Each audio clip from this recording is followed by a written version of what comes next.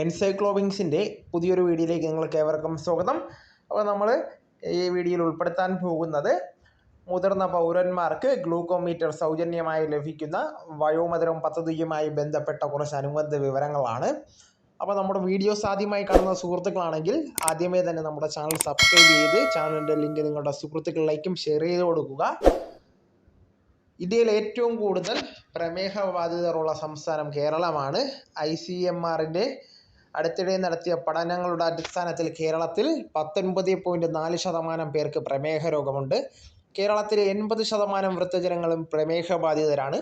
വയോജന സൗഹൃദ സംസ്ഥാനം എന്ന ഉദ്ദേശത്തോടുകൂടി കേരള സർക്കാരിൻ്റെ കീഴിലുള്ള സാമൂഹ്യനീതി വകുപ്പ് BPL വിഭാഗത്തിൽപ്പെടുന്ന പ്രായമായ പ്രമേഹ രോഗികൾക്ക് സൗജന്യമായി ഗ്ലൂക്കോമീറ്റർ നൽകുന്ന വയോമധുരം എന്ന പുതിയ സംരംഭം അവതരിപ്പിക്കുകയുണ്ടായി. ഈ പദ്ധതി പ്രകാരം ഓരോ ജില്ലയിലും 1000 പ്രമേഹ വാർദ്ധക്യക്കാർക്ക് വകുപ്പ് ഗ്ലൂക്കോമീറ്റർ സൗജന്യമായി നൽകുന്നതാണ്. ഇതുമായി ബന്ധപ്പെട്ട മാർഗനിർദ്ദേശങ്ങൾ നാം നോക്കുമ്പോൾ അപേക്ഷകൻ പ്രമേഹബാധിതനാണെന്ന് അംഗീകൃത ഡോക്ടർ സാക്ഷ്യപ്പെടുത്തേണ്ടതാണ്. അപേക്ഷകൻ്റെ പ്രായം 60 വയസ്സോ അതിൽ കൂടുതലോ ആയിരിക്കണം. ധാരാളം അപേക്ഷകർ ഉണ്ടെങ്കിൽ പ്രായമായ ആൾക്കാർക്കായിരിക്കും മുൻഗണന നൽകുക. അപേക്ഷകർ BPL വിഭാഗത്തിൽ നിന്നായിരിക്കേണ്ടതാണ്. എങ്ങനെ അപേക്ഷിക്കേണ്ടത് എന്ന് നാം നോക്കുമ്പോൾ അപേക്ഷകൻ പ്രായം തെളിയിക്കുന്ന ആധാറിൻ്റെ പകർപ്പ് സമർപ്പിക്കേണ്ടതാണ്.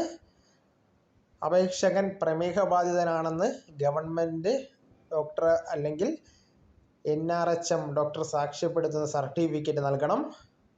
അതുപോലെ BPL റേഷൻ കാർഡിൻ്റെ സ്വയം സാക്ഷ്യപ്പെടുത്തിയ പകർപ്പ് അല്ലെങ്കിൽ പഞ്ചായത്ത്, മുനിസിപ്പാലിറ്റി, കോർപ്പറേഷനിൽ നിന്ന് നൽകിയ BPL സർട്ടിഫിക്കറ്റിൻ്റെ പകർപ്പ്, ഇതുമല്ലെങ്കിൽ ബന്ധപ്പെട്ട വില്ലേജ് ഓഫീസിൽ നിന്നുള്ള BPL വരുമാന സർട്ടിഫിക്കറ്റ് നൽകേണ്ടതാണ്.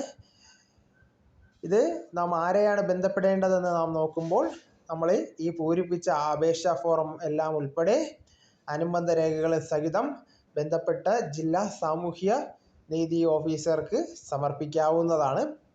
അപ്പോൾ ഈ വീഡിയോ എല്ലാവർക്കും പ്രയോജനകരമായെന്ന് കരുതുന്നു. അപ്പം നമുക്ക് തുടർന്ന് വിജ്ഞാനപരമായ മറ്റു വിവരങ്ങളും ആനുകാലിക സംഭവങ്ങളുമായി വീണ്ടും കാണും വരെ ഗുഡ് ബൈ.